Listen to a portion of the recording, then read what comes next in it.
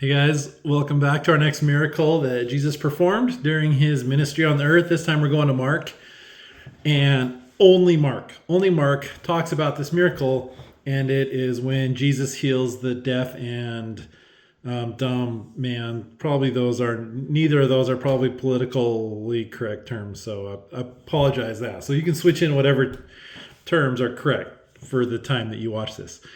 I find it fascinating. Back to the miracle. I find it fascinating that it's only Mark. As far as I can tell from my little chart here, there's two miracles that only Mark tells. We talked about a lot of them. A lot of the miracles are like two of the Gospels mention them, or three of them. I think only one had four. And I think that was Jesus feeding the 5,000. That was mentioned in every one. Quite a few are only mentioned once, but most of them are mentioned in multiple Gospels. And it does describe them a little different, so you have little nuances that I think help you understand the miracle a little better. This one's just Mark, which I find almost even more fascinating because I think Mark is a little more concise in his writings, and so the fact that he spent 7 verses or whatever on this is pretty good. So there's something that Mark felt that needed to be mentioned in this miracle. So we're going to Mark 7, 30, 31, 32. Came to see a Galilee. Go to 32. Get to the good stuff. Okay. And Mark 7:32. And they bring unto him one that was deaf, and had an impediment in his speech, which I have today, it seems like. And they beseech him to put his hand on him. Okay. I find it fascinating. And in a lot of our videos, we've talked about how Jesus heals according to the faith of the person. So if they say, "Come touch my child, heal my child," Jesus performs miracles in so many different ways. Sometimes they're touching the hem of his garment. Sometimes Jesus is miles and miles away. All sorts of different ways. So, and I think everyone understands how Jesus can heal people differently. And I think that's the same today. My understanding is probably different than yours, and we're probably both on our way to learning Jesus's way, right? Like we're all hopefully closing in on the truth there. Anyway, so the people asked Jesus to put his hand on him to help him hear again. So I find it fascinating. They didn't ask the deaf person to touch Jesus. They didn't ask Jesus to heal him. They didn't say, "Hey, there's a deaf guy over there. Can you stay here and heal him? Can he touch your clothes? Can he whatever?" They asked to put his hand on him. And Jesus took him aside from the multitude. So that's cool. They withdrew from the crowd. And this is what's cool. So they asked Jesus to put his hand on him. And Jesus put his finger into his ears, plural. So it sounds like, I don't know, he touched both ears somehow or both at the same time. I don't know. In my own head, I picture Jesus with this loving smile, holding his face, and then maybe touching both his ears, and being this loving, sweet moment. So that's how I picture it. Put his fingers into his ears, and he spit and touched his tongue. Now, reading this 2,000 years later, that is just weird. What's going on? Why are we spitting? Why are we doing this stuff? And since I don't know, as we've talked about other videos, I like to Google things like, okay, what's going on here? Why did Jesus spit? Why did he touch his ears? Or why did they touch the tassel on the robe? And as we've talked about, like some of these, like the tassel on the robe. Geez, you can study why that's important for an hour, or probably longer. Like there's just so much to it. It's crazy. But spit was a thing back in the day that was like a healing, could be part of a healing process. Someone spit. So that's interesting. And then he touched his tongue. So touched his ears, spit, touched his tongue. I don't know. I was going to make a wet willy joke that this is Jesus's wet willy, but I don't think it is, because he spit after the ear thing and then touched his tongue. I don't know how the spit part worked. If he spit on the ground, if he touched his hand and touched the tongue, or I don't know how that worked at all. But he touched his tongue. I don't know if that was all at the same time. I don't know.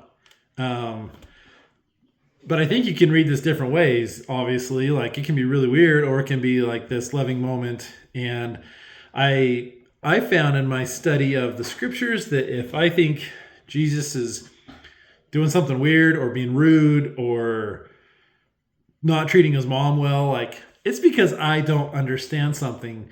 And when I take the time to understand that process better, it makes a lot more sense. And the Jesus that we are learning about becomes even more loving, more reverent. And I love it. So when things don't make sense, keep studying, which is awesome.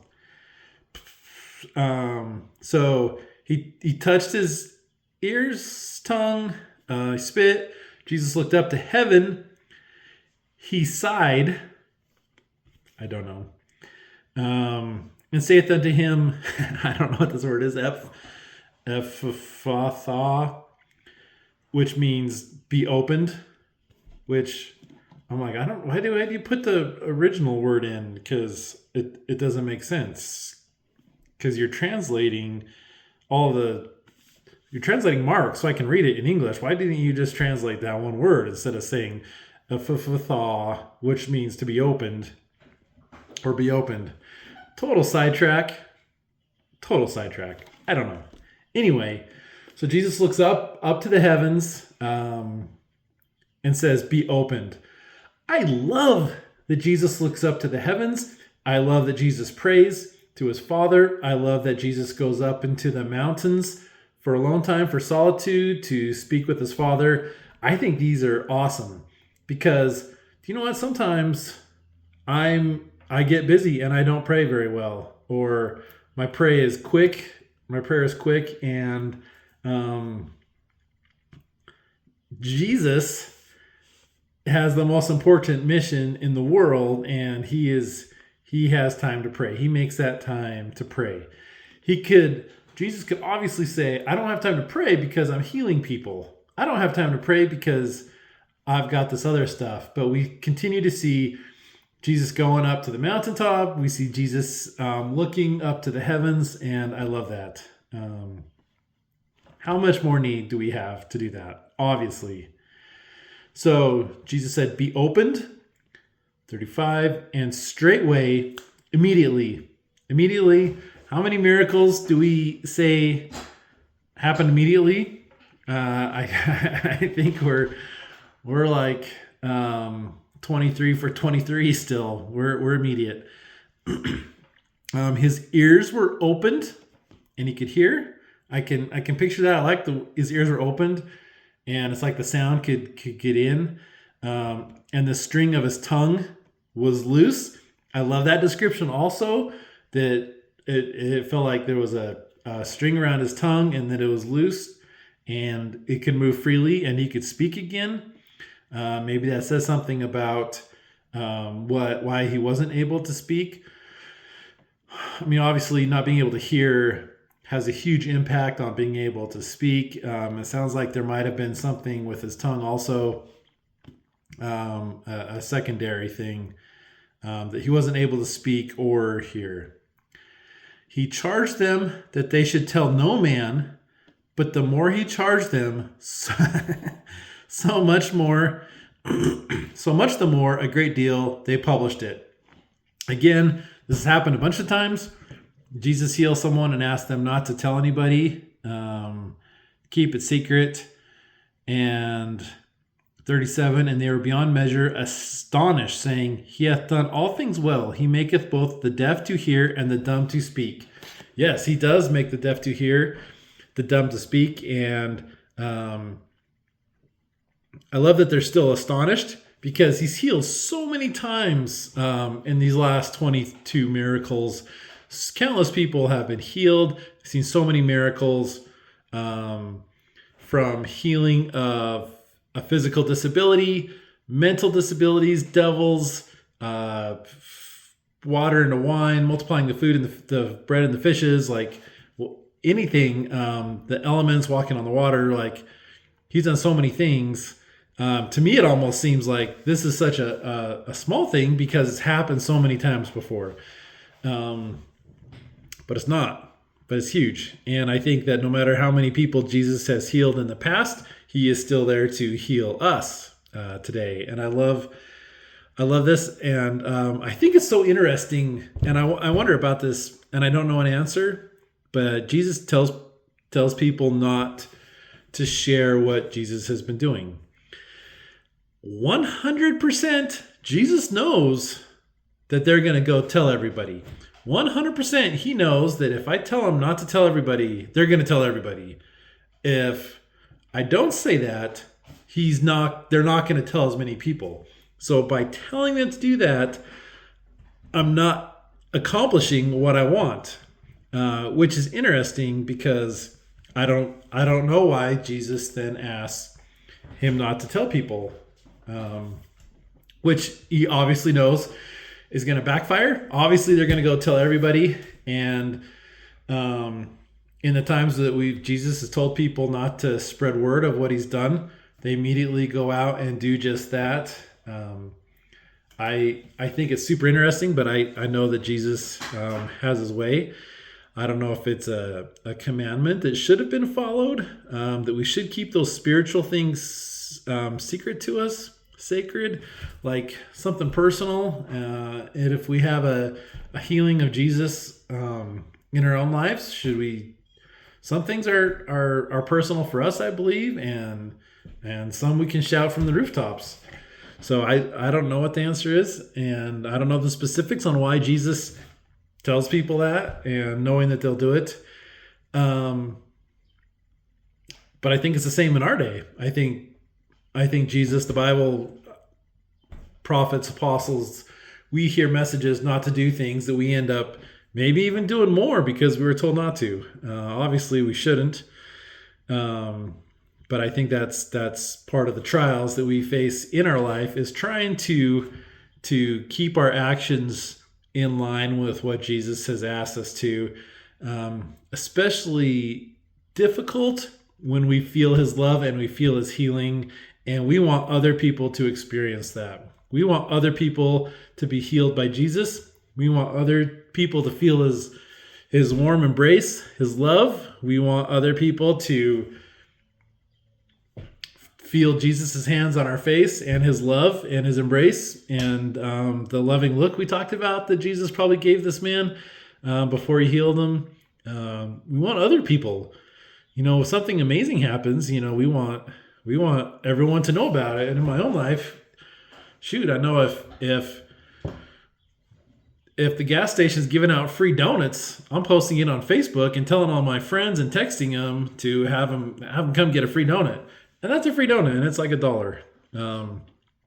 How much greater is it when Jesus performs a huge miracle in our lives? How much greater is it when he heals us, when he loves us, when we feel we've been forgiven of our sins, we've been healed, we've overcome the habit in our lives, we've overcome whatever it is, and we want to shout that from the rooftops.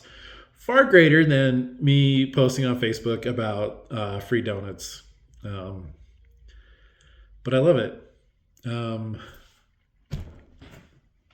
thanks, Mark, for sharing this. Thanks for going out there on a limb and being the only one. Like, hey, guys, I don't care what you do. I'm still sharing this. I'm going out on my own.